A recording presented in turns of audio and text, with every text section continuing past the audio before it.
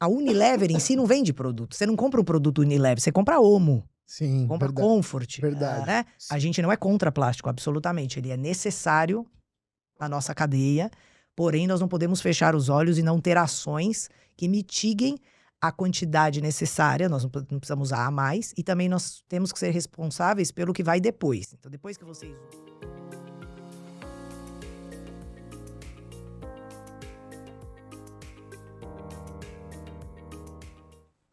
Boa tarde, pessoal. Estamos aqui em mais um episódio do TechSoup Talks, Papo de Fábrica. Hoje com uma convidada muito especial, a Juliana Marra, da Unilever. Estamos aqui também com a co-host, nossa diretora corporativa da TechSoup, e mais o nosso gerente comercial, Carlos Próspero. Eu vou passar a palavra para a nossa co-host, para fazer a apresentação, sua própria apresentação, e os demais também. Boa tarde a todos, meu nome é Márcia Andrade, eu sou diretora corporativa da TechSoup. Na diretoria corporativa nós estamos compostos com algumas áreas, que é administrativo, o financeiro, o RH, a qualidade e a comunicação. Voltado para a qualidade, nós estamos aqui com o nosso bate-papo de hoje, que nós vamos falar sobre sustentabilidade. A Marjorie é a nossa host, né? Então, bom, aqui estou eu e vou passar para que a Marjorie faça a apresentação dela mesma aí e para seguir do Carlos também poder falar com a gente. Tá joia. Então, eu sou a coordenadora das áreas de comunicação e qualidade na TechSoup. Nós temos aí grandes pilares dentro dessas áreas, que são a satisfação do nosso cliente, o grau de lealdade do nosso cliente, que a gente acompanha mensalmente.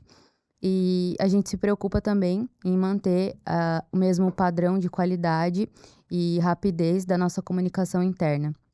Então, esses são os grandes pilares das áreas que eu coordeno hoje na TechSoup.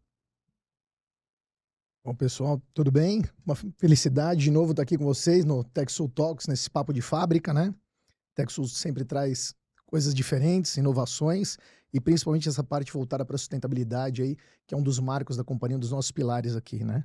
E passa a bola aqui para a Juliana se apresentar aqui. Olá, boa tarde. Primeiro quero agradecer a esse convite da TechSoup. É um prazer para mim estar aqui. Eu estou, então, há 22 anos na Unilever. Estou diretora de comunicação, assuntos corporativos e sustentabilidade. E para mim é uma honra poder sentar aqui e compartilhar um pouco do que eu tenho feito, do que a gente tem feito ao longo dessas décadas e poder contribuir para esse papo de fábrica. Legal. Em nome da TechSoup, eu agradeço mais uma vez a tua participação, né, por ter aceitado o nosso convite de estar aqui generosamente participando do nosso podcast. Ju, começando por uma parte mais tranquila, mais leve aí do nosso papo de sustentabilidade. Dentro da sua trajetória, né, profissional, o que te move dentro da sustentabilidade? Tá bom. Bom, quando a gente fala sustentabilidade é uma coisa muito ampla, né? Até hoje eles estão usando muito o termo, tem sido muito usado o termo ESG, né? Na sigla que é em inglês, mas em português a gente podia falar ASG, ambiental, social, governança. Acho que são algumas coisas que me movem, mas o principal que me move é que eu tenho muita clareza de que só dá pra gente fazer negócio, seja o negócio que for. Pode ser uma loja, pode ser uma fábrica, pode ser um local como esse onde a gente grava. Precisa ter, além de qualidade, você precisa prezar pela sustentabilidade no sentido de gerar um impacto positivo para quem está nesse entorno. Então não faz sentido você ter uma indústria como a nossa, que tem 8 fábricas pelo país, se eu só estiver preocupada especificamente com o produto que está saindo. Eu preciso estar preocupada com as pessoas que trabalham lá e eu preciso também olhar para o entorno. Eu não posso estar numa cidade e simplesmente incomodar essa cidade. Eu deveria ajudar a cidade a se desenvolver também. Então, o que me move é pensar que sustentabilidade é tudo isso. Não é simplesmente um ponto, não é só meio ambiente, né? São todas essas... Então, isso que me move por ser amplo. Porque em cada negócio a gente pode fazer sustentável, né? Isso que me move nesse aspecto. Perfeito. É algo de dentro para fora, né? Exatamente, exatamente. Ótimo. Juliana, falando sobre liderança feminina aí, né? Uhum. Na condução das pautas ESG em grandes corporações, como a Unilever, né? Você pode comentar alguma coisa com a gente e compartilhar alguma coisa sobre essa questão, por gentileza? Claro. Primeiro quero parabenizar, porque pela TechSul estou vendo 2 mulheres líderes aqui, então vocês já estão nesse Bem caminho, engajado, né? bem engajado. E não é uma coisa muito comum, né? Eu acho que hoje em dia é mais comum, nós somos 3 mulheres jovens, né? Mas vem sendo uma longa trajetória. E aí, sobre isso, assim, não é uma coisa que nós achamos, são dados, né? São pesquisas. Então, tem uma pesquisa famosa da McKinsey que fala, que comprova que quando você tem mulheres na liderança, o negócio prospera melhor também. Isso é muito simples, é porque a sociedade é um retrato disso. Você não pode ter uma empresa que não tem um retrato da sociedade. Perfeito. Se como consumidora você tem muita gente também, mulher, você também você tem que ter esse reflexo dentro. Até porque cabeças femininas e masculinas junto podem construir melhor do que só um lado ou só o outro. Também não acho que só de mulheres, né? Então não é sobre isso, não é ser só mulheres. Tem um papo um pouco, né? Agora só das mulheres. Ainda não, pode ser que a gente chegue lá, mas estamos nisso. O equilíbrio, Mas né? existe, tem um equilíbrio que é importante e que tem comprovação de que, de fato, ele faz negócio. Porque também, se fosse simplesmente por incluir como incluir, acho que acho que as empresas já tinham abandonado um pouco essa ideia, né? E na Unilever a gente fez um plano ao longo dessa última década para ter mais mulheres líderes. Então, Perfeito. a gente vê que existem muitas mulheres que entram, quando a gente olha para as pessoas que hoje mais estudam, tem mais mulheres ou meninas, né, que se engajam e fazem mais faculdade, etc. Mas qual é o ponto? Tem um momento na carreira que a mulher precisa fazer algumas escolhas, por exemplo, maternidade. Sim. E nesse momento, acaba que muitas delas ou não seguem ou depois ficam um pouco mais para trás. Então, o desafio não é simplesmente ter mulheres que entrem nas nossas empresas, mas que elas se mantenham e perpetuem para que virem líderes. Então, é esse o desafio. E por isso que existem tantas políticas de maternidade, né? De tipo, mais tempo para que essa mulher, quando retorne mais forte. Justamente porque, do ponto de vista biológico falando, né? Ela tem a gente precisa, né? Como mulher, desse tempo maior. Então, tem comprovação de que, de fato, faz sentido a gente ter mulheres, tanto quanto homens, ou seja, que seja igual, Equânime, né? Mas tem-se uma importância da empresa pensar em como reter essas mulheres. Justamente pela jornada de vida, né, que a gente tem. Perfeito. Eu ia fazer exatamente essa pergunta, né? Como reter? Porque você tem as leis trabalhistas que ajudam, que apoiam, né? Que devem fazer isso, né? Os nossos resultados também mostram isso, né? Dentro da TechSul. E o que as empresas mais podem fazer para reter isso? Porque é muito necessário, né? Sim. Que você desenvolve um plano, uma trajetória para essa mulher, para essa trabalhadora, e às vezes a maternidade realmente tem um foco. O que essas empresas têm feito? O que você vê no mercado disso? Tá. Eu posso falar um pouco pelo que a Unilever faz. Então, a gente tem, por exemplo, tem a lei, né, que você, enfim, quando volta, você tem que... Deu à luz, você tem 4 meses, né, para ficar. A lei, sim. Pela lei, sim. Pela nossa empresa, pode-se ficar mais 2 meses. Então, essa mulher volta depois.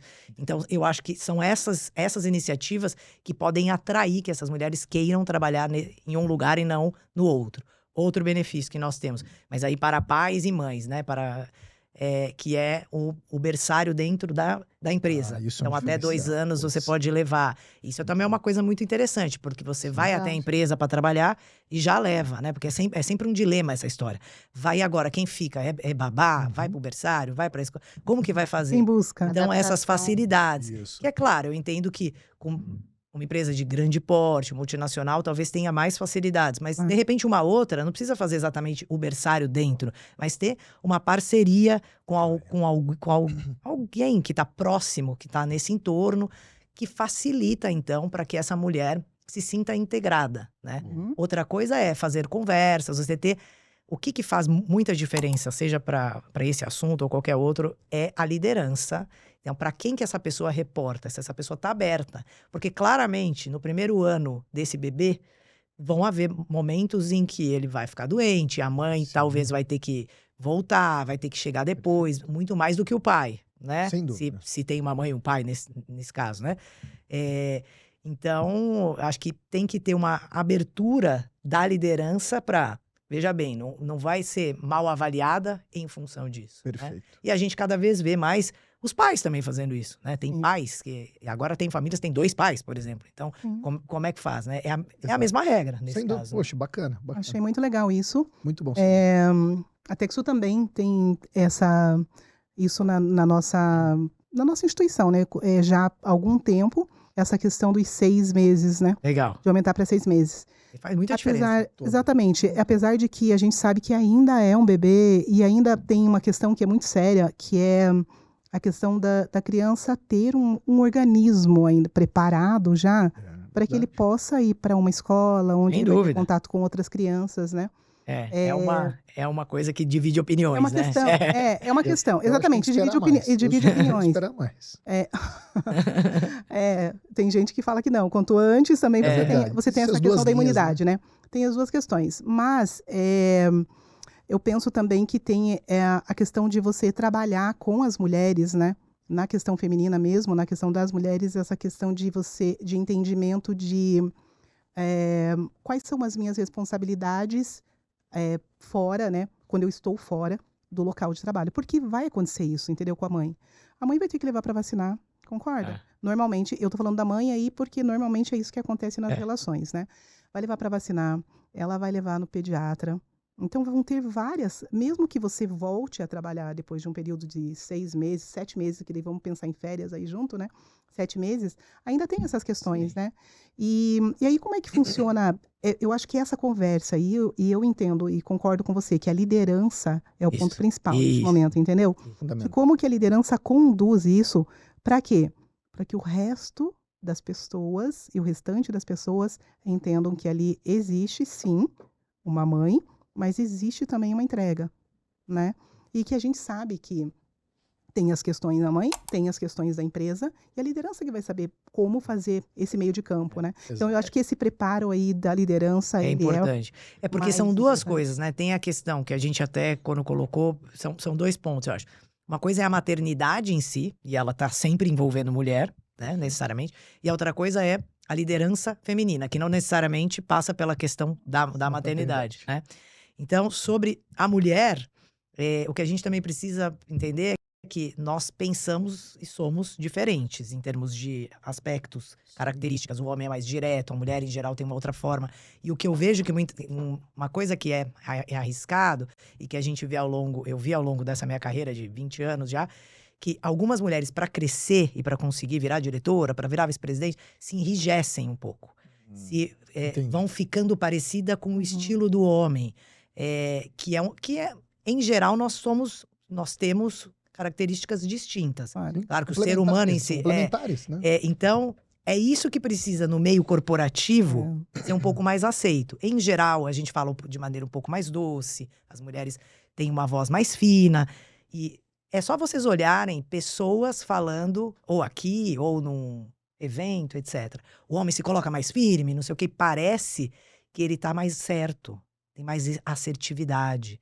É sobre estilo. E a gente, aqui eu tenho um pouco de sorte, que era um problema quando eu era pequena, com essa voz grossa, eu tinha vergonha. Hoje, eu me valho disso, porque olha como ela fala firme. Mas simplesmente eu nasci assim, né? Uma característica. Então, mas a maioria de nós não, né? E dependendo de onde a gente tá, a gente pode ser colocada como, é a moça falando. Eu já tive em reunião, eu faço parte de muitos fóruns, conselhos, de sindicatos, associações, que muitas vezes eu sou uma das poucas mulheres. Já teve reunião que eu era a única mulher.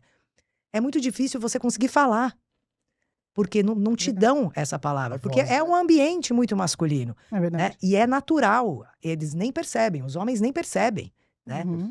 Então, é essa batalha que a gente tem que ter um pouco de postura, mas na empresa, se tiver isso como valor, a gente, como mulher, se sente mais à vontade de prosperar e de seguir com o nosso estilo, porque a gente não precisa ter o estilo do outro para conseguir. Não, não. Então, acho que sobre liderança feminina, acho que, assim, para finalizar, eu penso que tem a questão sobre maternidade, sem dúvida nenhuma, mas nem toda mulher decide ser mãe também, né? Verdade. Então, passa por outras questões que não são necessariamente essas, mas as que decidem têm os dois problemas, sem dúvida nenhuma, né? Tem esses dois desafios. Eu também acho. Eu acho que é mais com a liderança, seja ela de homem ou seja de mulher. E eu acho que estruturar essa liderança para que essa mulher também seja vista de uma forma absolutamente natural. Ela está Isso. sendo mãe e ela vai retomar aí, ocupando aquele lugar que é o dela, né? Que é o medo da maioria das mulheres de ser mãe, né? Exatamente, Primeira de vez. perder. Mas é legal, muito bom esses teus cases aqui pra gente anotar aqui, pra gente poder também modelar Isso, sem dúvida em nenhuma. algum momento. Muito legal. E é muito importante o líder ter essa segurança passada pela empresa, né, para ele poder agir dessa forma com os liderados. A empresa mostrando que tem essa importância, que dá importância para esse contexto. Perfeito. E o líder conhecer o contexto dos seus liderados também, né? Exato. Demonstrar interesse por saber o contexto, né? Ser genuíno, né? Tem que ser genuíno. Exatamente. Isso Concordo. cria conexão, né? Agora, passando um pouco para sustentabilidade na prática, a Unilever, que é uma referência global em ESG. O que tem sido feito, isso assim, uma curiosidade máxima aqui na mesa. De nós. Do que tem sido feito na prática, que tem gerado impacto dentro da Unilever voltado para questões de ESG. Tá bom. Bom, eu até trouxe aqui uma colinha, porque a gente tem um programa global de sustentabilidade, que na verdade é o jeito da gente fazer negócio, né? Certo. Então, nós passamos por vários momentos. Tudo isso começou em 2010. Certo. Faz tempo já, hein? Faz. Na verdade, quando a gente conta a história seguinte, a gente tem aqui no Brasil 95 anos, mas globalmente mais de 100 anos já.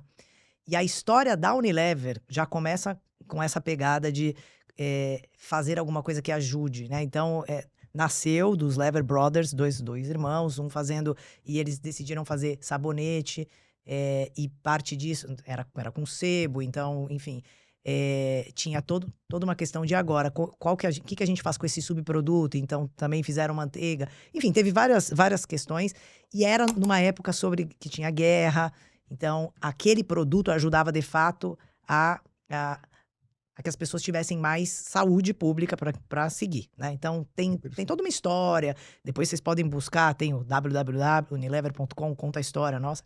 Mas quando a gente vem para uma história mais recente do termo sustentabilidade, tem tudo a ver com as nossas marcas e aquilo que a gente produz e a forma como a gente produz, tá? Então, em 2010, a gente teve um líder que se chama Paul Polman, que conectou o crescimento da empresa, o crescimento de números, de vendas, você que é de venda, crescer mais, colocar mais produtos no mercado.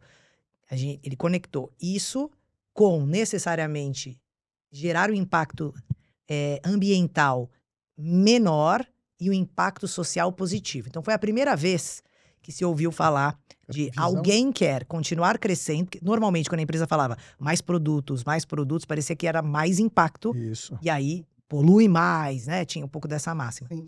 E aí ele desconectou isso. Então, a empresa precisou criar metas, ações e projetos que conseguissem produzir mais shampoos, mais desodorantes, mais maioneses, ao mesmo tempo que com embalagens mais sustentáveis e processos, é onde vocês entram também, que nos trazem melhor eficiência e menores custos, né? Então, essa equação é que justamente envolve a empresa inteira, basicamente. Quando tudo começou, foi claro, necessário criar uma área de sustentabilidade que desenhou cada uma dessas metas. Era necessário ter uma área muito engajada para engajar as outras áreas. Perfeito. Hoje em dia, como é que é? As áreas todas já têm as suas próprias metas. Então, tem uma área, que é a área de compras, que é a que se relaciona com empresas como vocês. Eles, na própria meta do comprador, ele já tem lá. Então, ele vai comprar resina, né, pra gente fazer, ou frascos plásticos, pra gente embalar os nossos produtos. Ele já tem a meta do quantos % de resina reciclada ele tem que ter. Porque a empresa já se comprometeu. Perfeito, entendi. Então, não é que é a meta do diretor de sustentabilidade, não é a meta já da área. Perfeito. Né? Isso já se desenrolou. Assim como na área de P&D, que é a pesquisa, né, e e desenvolvimento, eles também têm. Precisa desenvolver frascos que continuem lindos, maravilhosos, para que vocês comprem seda, Isso. Tresemmé, Beleza, Dove, a beleza. Né? seja bonito, mas ele seja também reciclável depois, ou que ele tenha a menor quantidade de plástico possível, para ele que fique em pé, né? Porque a embalagem em si é muito importante, ela tem uma... Se vende, né? Mas ela também não pode virar um problema depois. Então, as áreas já têm as metas e as marcas, né? As marcas são a maneira como a gente fala com vocês, consumidores. É através da marca que a gente fala. Então, eu não... A Unilever em si não vende produto. Você não compra um produto Unilever, você compra Omo. Sim, compra verdade. Comfort. Verdade. Né? Compra Cif. Rexona. Então, é a marca que tem por trás um propósito. E aí, cada marca tem a sua mensagem principal. Eu não consigo falar em todas as marcas, todas as mensagens. Porque também, do ponto de vista da comunicação, quando você fala muito, também ninguém entende nada. Você precisa focar em uma só mensagem. Então, você tinha feito essa pergunta ampla, do que a gente vem fazendo. Então, atualmente, o nosso plano, ele tem 4 pilares. O pilar 1 é de clima, então a gente tem metas sobre clima. Depois, natureza. O outro pilar é de plásticos e o outro pilar é impacto social. Aí você vai me perguntar, por que plásticos? Porque clima, natureza e a parte mais social, acho que é uma coisa um pouco mais comum das empresas. O plástico, por quê? Boa parte dos nossos produtos são hoje embalados em embalagens plásticas. Muito porque é a tecnologia que se tem hoje de melhor qualidade e durabilidade, e também porque muitos dos nossos produtos estão nas prateleiras das lavanderias das nossas casas ou dos nossos banheiros. Então, definitivamente, úmido, essa né? embalagem... Lugar úmido, é uma coisa leve, Perfeito. ele se adapta. Então, de fato, foi uma invenção bastante boa que está presente em todos os lugares, mas nós sabemos que, apesar de todo esse benefício, há um desafio no mundo a respeito do como é que a gente diminui a poluição plástica. Então, é sempre importante, eu sempre deixo essa mensagem muito clara. A gente não é contra plástico, absolutamente. Ele é necessário na nossa cadeia, porém nós não podemos fechar os olhos e não ter ações que mitiguem a quantidade necessária, nós não precisamos usar a mais, e também nós temos que ser responsáveis pelo que vai depois. Então, depois que vocês usam os produtos... Destinação, né? Destinação, e ele precisa ter valor na cadeia de reciclagem. Então, a depender do plástico que eu uso, eu colaboro mais ou menos para que essa cadeia prospere. Entendi. Então, dependendo do tipo de plástico. Então, o PET tem um índice de reciclabilidade diferente do polietileno de alta densidade, que são plásticos, né? Então, a gente usa muito de um outro. Então, como é que a gente desenvolve essa cadeia? Enfim, são ações como essa que a gente tem feito, muito voltadas para onde a gente tem impacto. Logística reversa. Logística reversa. Então, a gente tem um case, tem algumas metas sobre plástico. Uma delas é coletar mais plástico do que eu ponho na rua. Então, você imagina, globalmente, a Unilever, quantidade de coisa que a gente vende. Nossa, isso que desafio, hein? É um desafio grande. É um desafio. Aí, o que nós... Então, cada país tem... Né, todos os países precisam... A gente atua em mais de 190 países. Então, a gente precisa bater essa meta até 2030. Legal. Perdão, 2025. É no final desse ano. Já? O Brasil foi o 5º país que conseguiu já bater a meta. A gente bateu ano passado e a gente fez esse anúncio. E aí a gente tem que investir grande, porque você imagina que eu tenho que fazer parcerias suficientes para conseguir coletar a quantidade de plástico. Não exatamente o meu plástico, né? Ele Plástico, é proporcional. Perfeito. Mais do que eu coloco. Então, por isso que é importante investir em pesquisa e desenvolvimento no antes, porque quanto mais eu gero, mais eu tenho que coletar depois. Perfeito. Então, quanto mais inteligente for a minha lógica de entrega, a minha lógica de entregar produtos com menor tamanho, com gramatura menor, por exemplo, o Omo líquido. Você não precisa comprar o Omo líquido, aquela garrafa de 3 litros, por exemplo, né? Existe uma outra que é uma pequenininha, que é o Omo concentrado. Sim. Então, você coloca, você enche essa garrafa com água até um determinado ponto, e depois você coloca aquele, e ele, claro, funciona exatamente igual ao outro. Sim. Mas tem uma barreira de entendimento. Às vezes a pessoa fala, sério? Que esse aqui vai funcionar igual ao outro? É verdade. Tá, né? Então, Tem por isso é que você tem que ficar um período de tempo ensinando de que não é não é que a gente está tentando te vender gato por lebre. Não, é real. Então, você não precisa carregar uma embalagem tão grande todas as vezes que você vai fazer compra, sendo que você tem essa... Então, são coisas como essa que a gente vem fazendo.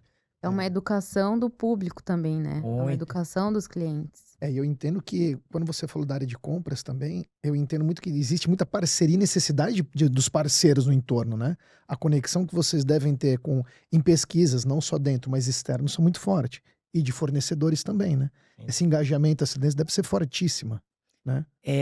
Na verdade, ele é essencial, né? A gente fala que a gente não consegue fazer nada disso que eu contei sozinho.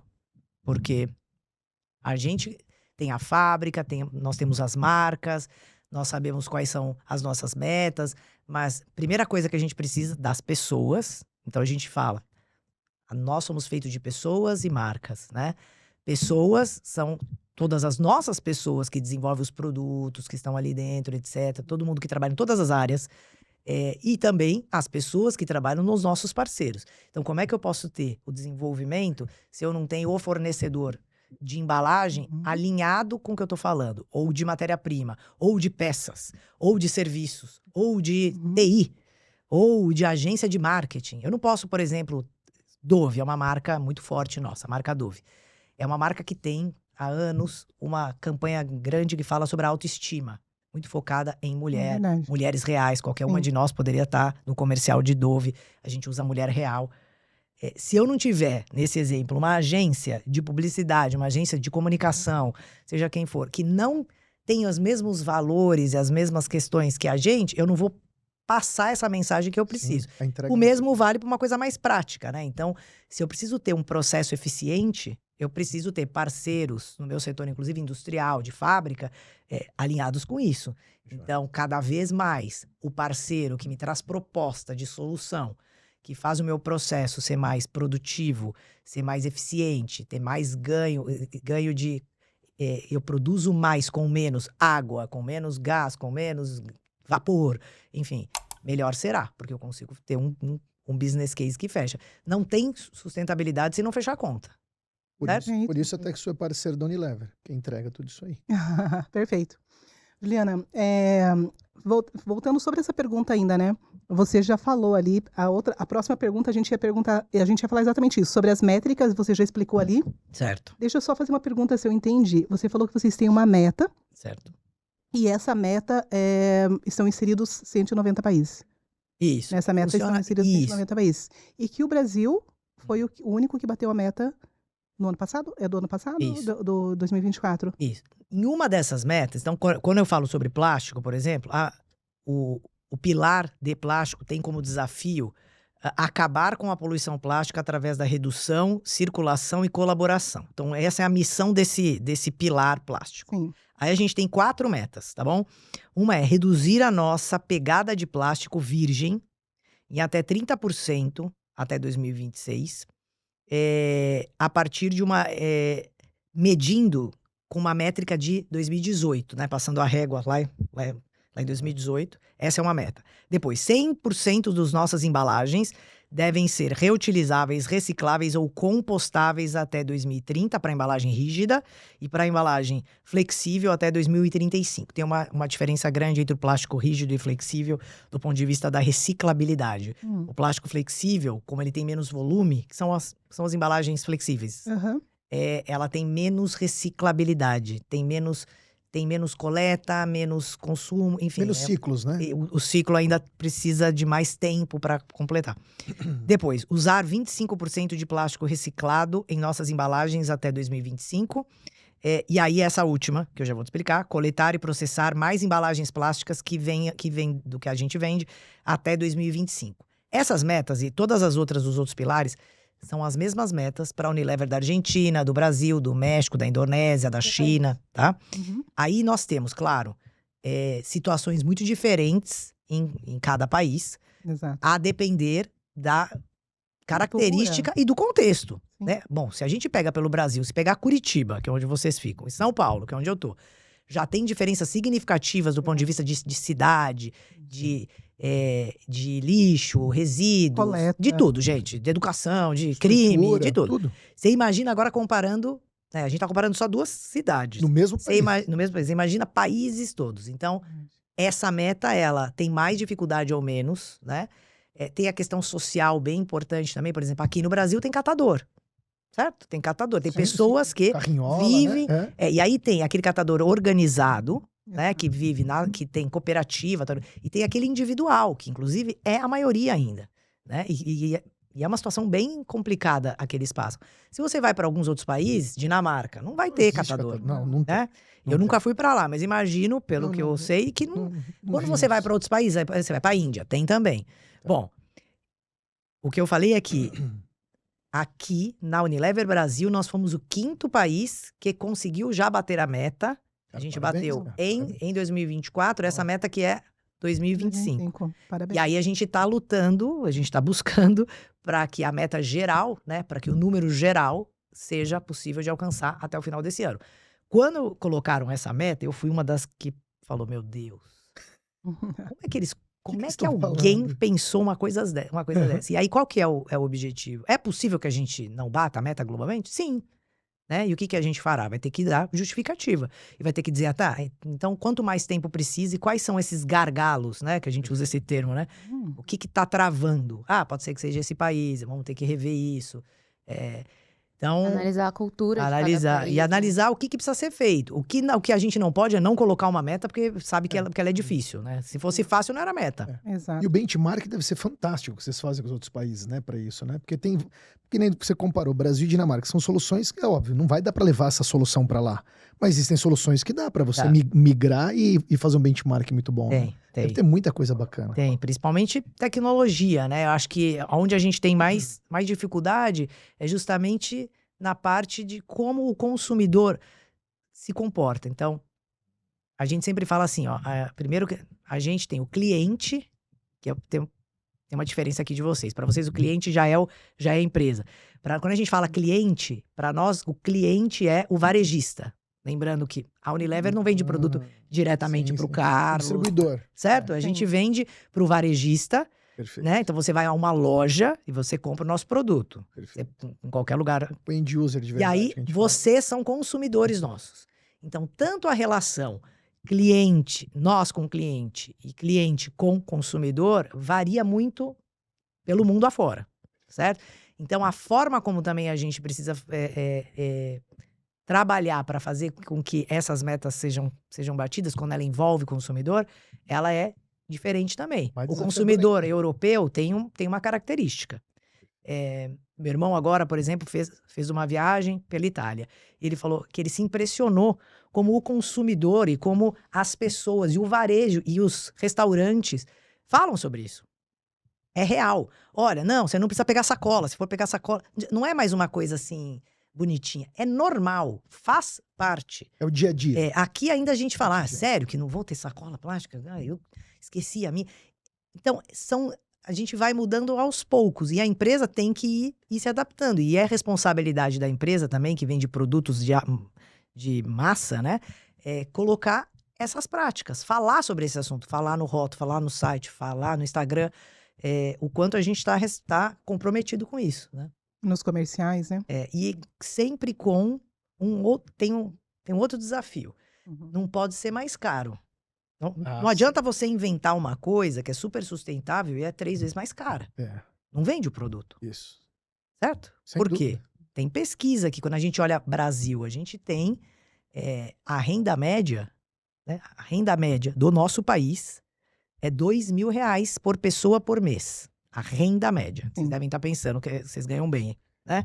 Claro, porque acho que ninguém que está aqui nessa mesa tem essa renda média, né? E aí, por que ela é média? Porque tem país, tem estado que é 1.000. E aí, quando você vai para o DF, né? Capital do país é 3,5. Mesmo assim, porque é a renda média. E 30% das pessoas hoje está endividada. Verdade. Que é mais crítico ainda. Então,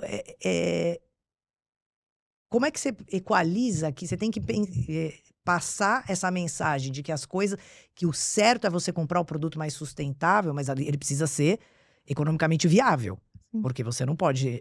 Isso não vai acontecer, não vai acontecer. Por isso Não que vai a acontecer. tecnologia e você ter parcerias internas com empresas, etc., que conseguem fazer o seu processo mais eficiente para você entregar um produto com a mesma qualidade, mas com menor impacto, é importante. Porque o consumidor muitas vezes não vai comprar porque ele é sustentável. Vai comprar porque ele tem um preço acessível. Então eu preciso que ele seja sustentável com preço acessível. Né? Porque quando tudo isso iniciou, era muito assim, o que é sustentável é mais cool, é mais caro. Sim. Não funciona.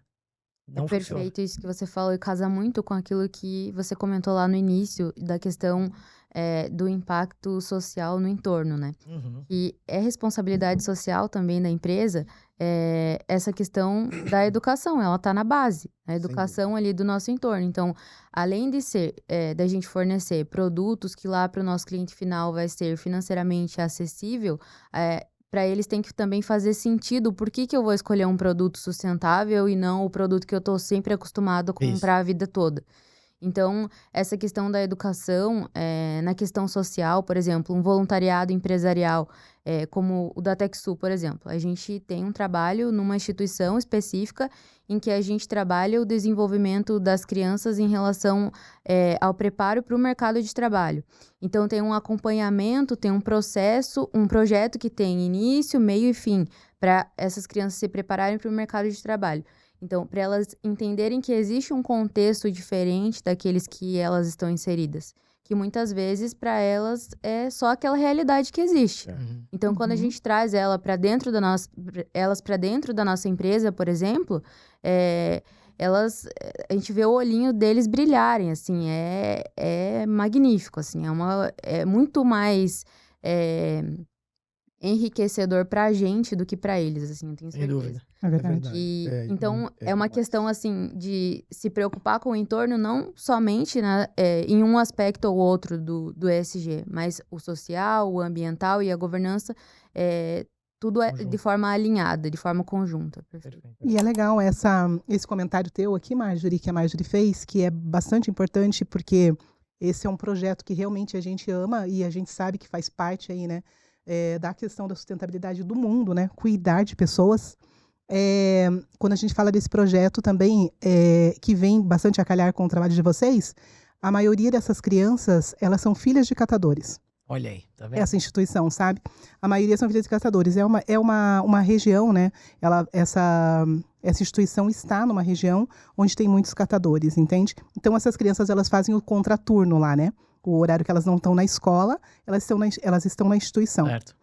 E quando a gente começou esse trabalho que a Marjorie estava contando para você sobre trazer eles para uma realidade de trabalho, eles não conhecem essa realidade de trabalho de empresa, Claro, de indústria. porque não é A realidade deles é na outra. casa dele, eles não têm esse... Só que, olha que legal, Juliana. Em compensação, o que a gente aprendeu com eles nesse processo sobre o trabalho de catadores que a família faz foi incrível. Olha lá. Foi incrível. A Porque, troca, veja, né? exatamente, porque, veja, é uma realidade de vocês, da Unilever, não é uma realidade da TechSul. Sim, claro.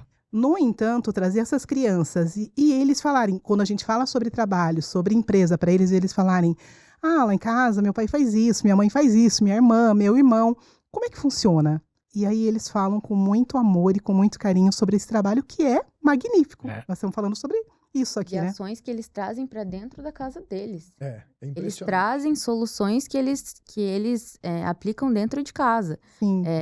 Eles dão soluções simples para práticas diárias. Eles têm questões de horta, de reaproveitamento da água da chuva dentro de casa, assim. É surreal, é muito legal. Eles fazem do necessário uma coisa muito impressionante.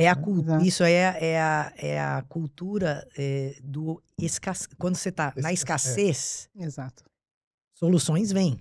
É necessário ter Porque, né? exatamente, né? Então, eles, na verdade, eles vivem essa realidade. Eles vivem essa realidade e, além disso, e principalmente, eles estão tendo uma educação fora, que é essa instituição, onde a gente faz parte. Legal. Então, veja, não são todas as crianças que têm esse privilégio e né, mesmo diante dessa situação real deles, ainda é um privilégio estar nesse lugar. Claro. E é um privilégio para nós, principalmente, também termos contato com eles, né? E agora, quando você falou sobre isso, assim, eu lembrei exatamente, né, desse trabalho que a gente vem desenvolvendo com essas crianças e que bacana, né? Então, a gente veja, nós estamos inseridos num mundo que se complementa. Se complementa. É sem isso, dúvida. nós estamos falando sobre ESG, nós estamos falando sobre isso, né? Sobre você olhar, foi quando você começou a falar que a gente faz parte deste mundo, não tem como a gente não Isso. pensar sobre sustentabilidade de uma forma global, né? De uma forma geral mesmo, né? Tem uma outra coisa Muito que bom. eu acho que as empresas podem fazer. A gente tem algumas leis que são, às vezes, meio mal vistas ou mal avaliadas, interpretadas aqui no Brasil. Mas no nosso país, existe, por exemplo, a Lei Rouanet, audiovisual, tem a Lei de Incentivo ao Esporte, tem a Lei de Apoio ao Idoso. São algumas leis que incentivam ou que sugerem, né, que possibilitam que as empresas, ao invés de pagar o imposto de renda completo, né, que uma parte dele seja destinada a projetos Sim. com esse fim. A empresa pode ou não fazer isso, é uma coisa completamente aberta. Eu digo que que é mal interpretada porque ao longo dos últimos anos tiveram muitos comentários sobre isso. Mas a má utilização. Bom, seja como for, existem super bons exemplos disso, né? De projetos pequenos. Então, eu vou falar de um projeto que a gente apoia há muitos anos pela Lei Rouanet, aqui em São Paulo, que se chama Instituto Bacarelli. O que é o Instituto Bacarelli? Lembrei dele pelo contraturno que você falou. Então, a gente faz isso através, não é um dinheiro exatamente que eu tiro do meu caixa e eu faço esse... Não, é através dessa lei. Ou seja, ao invés de eu pagar o imposto aqui, eu coloco no Instituto Bacarelli. É um projeto de anos. Eles ficam na comunidade Heliópolis. E eles funcionam como um contraturno e é uma escola de música. Então, as crianças daquele entorno vão para lá, mas só que forma eles profissionalmente falando. Existe a orquestra deles, e eles tocam em vários lugares, eles vão para fora. Profissionalizante. Profissionalizante. E muitos seguem a carreira. E muitos também não. Mas ao invés de eles estarem em algum outro lugar, eles estão no contraturno, estão lá. Então, por que a gente apoia? A gente não tem nada a ver com música, veja.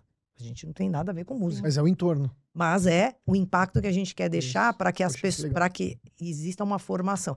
Então, são Isso é ótimo. iniciativas que as empresas às vezes podem fazer que não envolve, porque tem muita gente que fala, eu queria tanto apoiar, mas O quê? Como, né? e é muito difícil fechar a conta. Você tem as contas, tem muita conta para você pagar, né?